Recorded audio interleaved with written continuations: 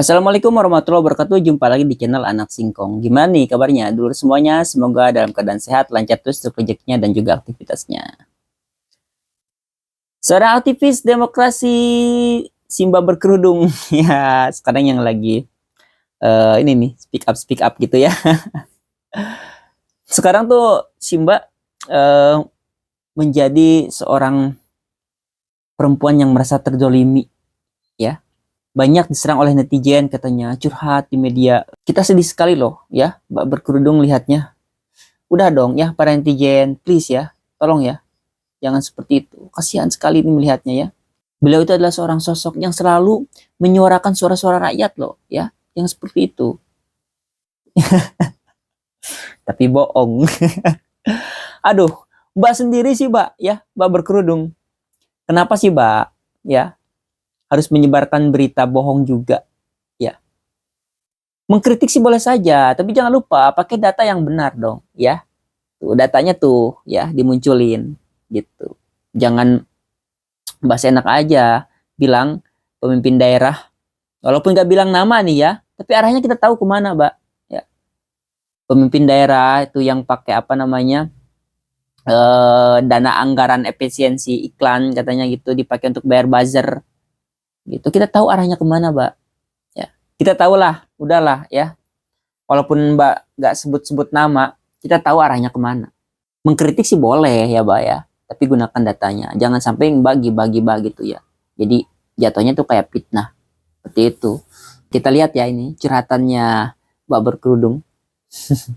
Luar biasa ya, melalui akun sosial media saya secara resmi, baik itu di TikTok ataupun kemudian di Instagram. Di Instagram saya sudah melakukan tutup komen karena komennya itu ini tidak biasanya gitu. Saya memang kan sering mengkritik ya pejabat publik lainnya. Selain juga misalnya Kang Deddy Mulyadi ini, saya banyak mengkritik termasuk Pak Presiden itu sendiri. Hanya saya belum pernah mendapatkan serangan digital yang sangat banyak seperti curhat. sekarang. Brutalnya luar biasa. Karena ancamannya itu sudah sampai dengan ancaman penyiksaan dan lain sebagainya yang bukan hanya pada permasalahan head speech gitu ya, kemudian caci maki itu saya udah biasa banget gitu. Tapi udah sampai dengan ancaman penyiksaan, apalagi misalnya ancaman nyawa itu yang menurut saya tidak bisa kemudian saya biarkan juga. Padahal kan kalau kita lihat di akun TikTok saya yang menyebutkan tentang bahaya buzzer untuk demokrasi, itu sama sekali saya tidak menyebutkan spesifik seperti tadi yang disampaikan oleh Mas Iswan. Udahlah ya. Mau ada nyebut spesifik atau enggak pun, arahnya udah tahu kemana, kucing juga udah tahu kok. Ya. Yang pasti orang-orang itu nggak akan bereaksi kalau yang ada kritik ya itu sesuai dengan data Anda, sesuai dengan datanya gitu. Keluarkan dong data Andanya. Jangan bilang bayar buzzer lah gitu. Ya. Pencitraan berlebih lah gitu. Terserah deh pencitraan berlebih, tapi bayar buzzer itu. Tapi itu jatuhnya dipitnah loh, Mbak. Kalau Mbak nggak tunjukkan sama datanya. Ya.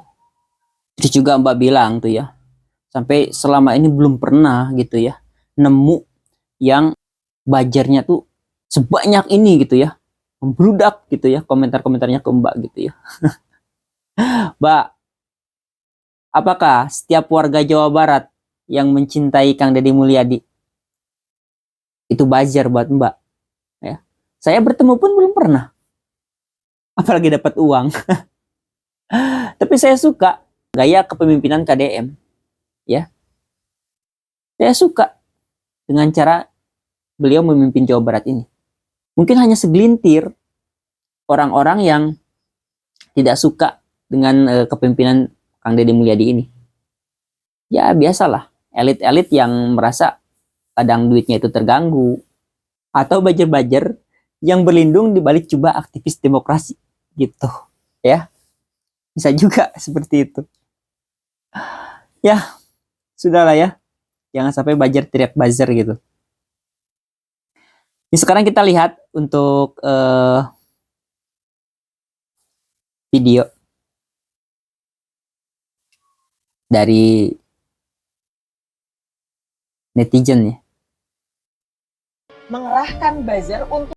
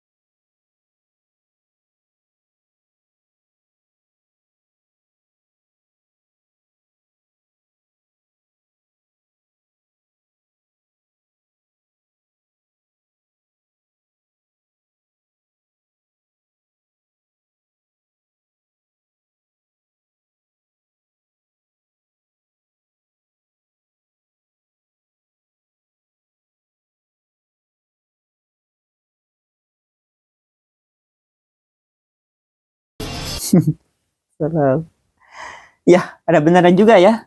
Ya, semoga Mbak Kerudung bisa dengar ya. Gitu. Nggak berhenti sampai di situ ya. Ternyata Mbak Kerudung mensomasi Pemprov Jabar. Ya. Kita lihat tuh videonya. Pada hari ini kami menyampaikan somasi ya, kepada Pemprov Jabar dan juga kepada Dinas Kominfo Pemprov Jabar kaitannya dengan pemasangan foto tanpa izin ya, di dalam konten terkait dengan klarifikasi atas statement dari Neni Nur Hayati.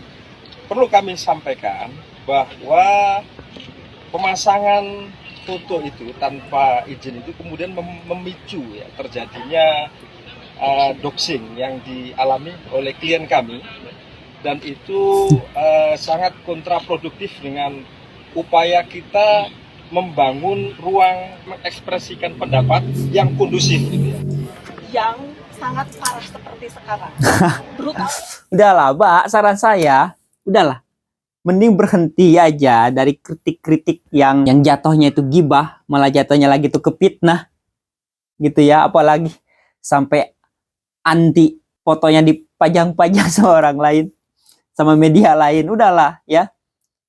Udah stop aja ya, berhenti aja. Dikit-dikit somasi. Ini kita lihat lagi buntut dari somasinya Mbak Berkerudung ini ya. Ini Pemprov Jabar juga somasi balik ya. Kalau nggak salah sih, coba kita lihat tuh videonya. Berita bohong yang menurut kami setelah ditelusuri bahwa ini berbau tidak benar, hasut, mengajak dan menjelek-jelekan tokoh-tokoh tertentu, mengatakan itu penjahat dan sebagainya. Menurut kami ini tidak pantas dan menghasut, dan ini sudah melanggar hukum.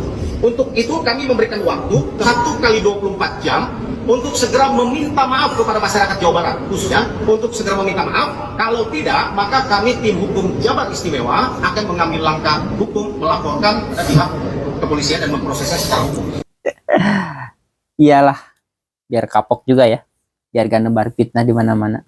Ya, gimana nih menurut kalian ya tentang si Mbak yang berkerudung merah ini?